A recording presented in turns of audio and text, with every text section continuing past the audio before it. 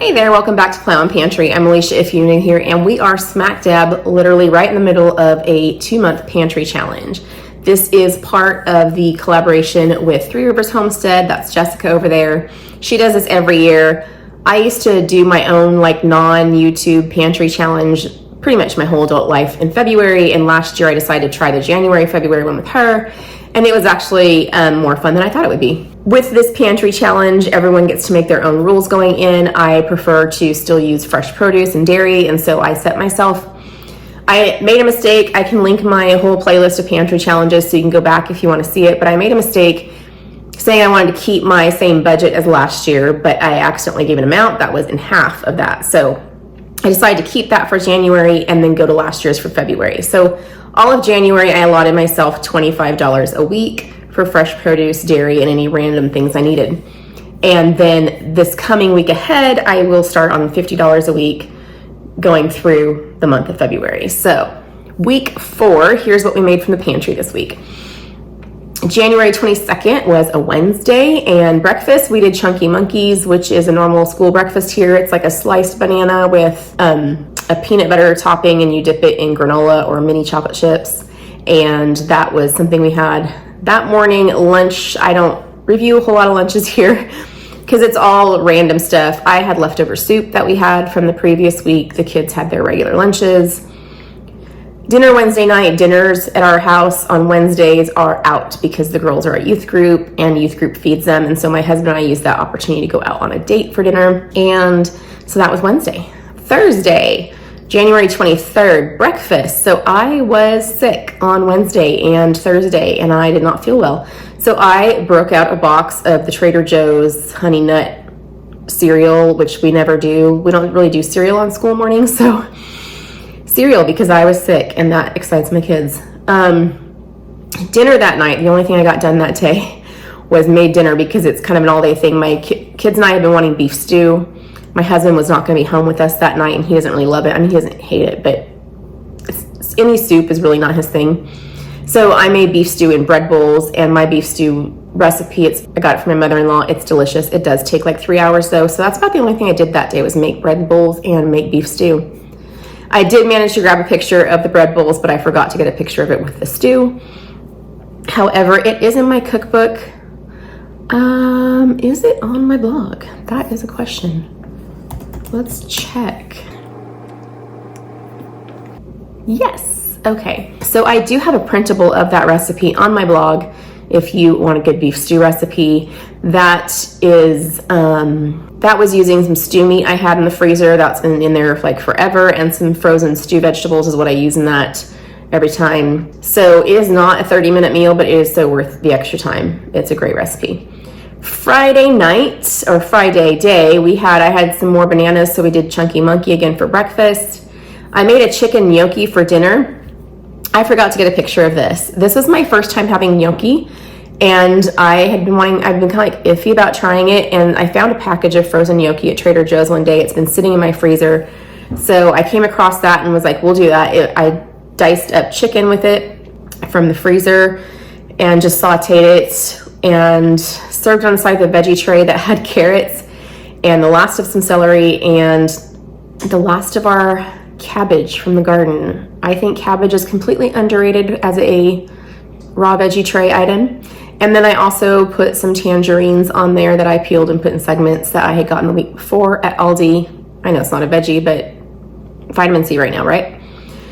And I also just sliced up a leftover bread bowl from beef stew day and made it into garlic toast for the gnocchi that night.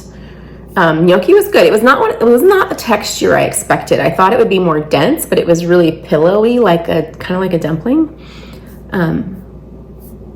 But it was pretty good. So the next day, January 25th, was a Saturday. Chocolate chip muffins for breakfast. That is a standard one of our muffins we eat here. I make muffins about once a week for breakfast. And then lunch, this was a Saturday. The girls, it was kind of everyone on your own. My girls were at work, and so they took their own little things for lunch. Dinner, I made something called hamburger chili dish. It's like a easy staple here. It's kind of like a taco rice skillet, only it's less taco and more chili seasonings in it. But it has like ground beef, onion, rice, chili powder. And you scoop it with chips and eat it that way. And I like to put like sour cream and shredded cheese on mine too. So that is a standard. And I made a lot of that because I wanted leftovers. My husband likes it for lunch. And then I also wanted to try freeze drying it. Sunday, January 26th was a long day. My husband stayed here, went to church, took our other daughter, and then she had to work. I took our other daughter who swims over to regionals in Knoxville. We left the house at 6 in the morning and got home at like 9 o'clock at night. It was a long day. It was a big regional swim meet. She made finals, which are at night. So high schoolers swim preliminaries in the morning, middle schoolers do the afternoon, and then high schoolers are the ones that have finals and they do them at night. So it makes for a very long day.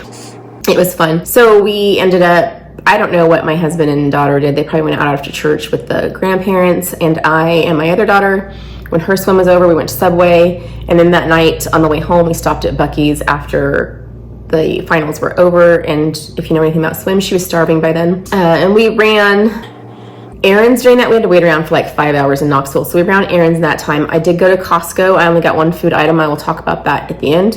It was really hard to shop at Costco and not, I was like, I'm not looking at the food. I'm not looking at the food. Anyways, we got Buc-ee's on the way home. She likes brisket sandwiches. She ended up getting a different thing, and I tried their cranberry chicken salad. It was good. That was Sunday. So January 27th, Monday, cereal again. I was dead tired. Y'all, from the day before was super crazy tired. And then I also, for dinner that night, made broccoli cheese soup. The girls had been asking for that, and we had leftover bread bowls for that as well. January 28th was Tuesday.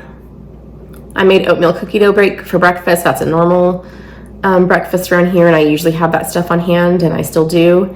And everybody, it was a Tuesday, and everybody was on their own everywhere because I had a meeting an hour away right around dinner time. Two had another meeting. One was getting out of practice. Like the overlapping time, everyone did their own thing for dinner. I believe some met up and ate together, but everybody did their own thing. So that put us, I did forget to mention last week that I did get an Azure pickup last week. I did not order any food in that order. I mentioned at the beginning of the month in January that I wasn't sure what I was going to do about Azure, if I was going to just not order it for 2 months, if I was going to order it and not get food items. That's what I did, at least for January. I just got my chicken food and my two boxes of my canning lids. My favorite canning lids are best prices in Azure. I got a regular and a wide mouth jar of those. I don't know if I'll do that same thing during February. We'll see. But for January, I did not get any food from Azure. I did have a pickup though. So let's talk groceries. That was the end of week 4. Groceries. Costco. I got mostly normal things. Toilet paper, toothpaste, shampoo, and conditioner. I picked up my husband some Squatch soap. The one food item I got was a bag of Baby Bell cheese. It is way cheaper there and is bulk, which is good size for us because we go through it pretty quick. With tax, that was $14.65. And then the only other thing I bought this week, I went to the regular grocery store and bought a bag of broccoli florets for the broccoli soup. And I have some of the broccoli left that I'm going to use this week. All of our broccoli in the garden we've gone through. So that was $3.72 for the broccoli with tax. Okay, so that puts me at a total of $18.37 for this week. And if you watched last week's video, you know that I was $3.36 over budget last week. So at this point, after 4 weeks with $25 a week, I would be at $100 total budget for so far in January, 28 days of January, for our family of sometimes 5, sometimes 4. I have spent a total though of $96.73 now. So I made up a little bit for last week, and that leaves me with $3.27 left over to go into next week in February. So going forward in February, I will be upping my limit to $50 a week. I am pretty much out of everything but the carrots in the garden, if I can ever dig them out, and all other fresh produce. I have been going through some frozen produce and will continue to do so. We're out of some of the cheeses. I did not go into this year's pantry challenge with as much stock in some areas as I normally have. I don't have as much stock in butter. I don't have a bigger stock of cheese, and I didn't have as much ground beef. So we'll see how I make it through the rest of the month, but upping to $50 a week should give me a little bit of leeway. That is mostly meant though for fresh produce and dairy milk, like and some orange juice for my husband because he likes orange juice. And I also, if that seems high to you, I also mentioned in my very first video for this year's pantry challenge that I am working on another cookbook, so sometimes I need extra supplies for that. And there are also other things that come up, like making things for school events, stuff like that. So next week, the amount will be changing. Anyways, that is where we stand right now after 4 weeks of the pantry challenge. We have about 4.5 weeks left to go. And pretty soon this month, I will be cleaning out my actual long-term downstairs storage pantry, and I'll take you guys along for that. So let me know in the comments how you guys are doing. Are you still doing the pantry challenge? Are you going to do it in February too?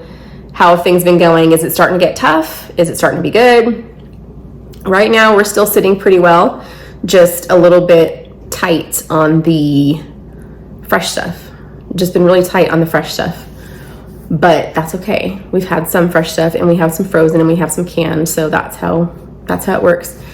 Anyways, I will let you guys go. Don't forget, I did make an announcement yesterday that we have freeze dried February coming next month when we're giving away a Harvest Right freeze dryer. That is super exciting. And I will also be back probably tomorrow with another canning video, and I hope you'll join me for that. Thank you for spending your time with me, and I hope you have a great day.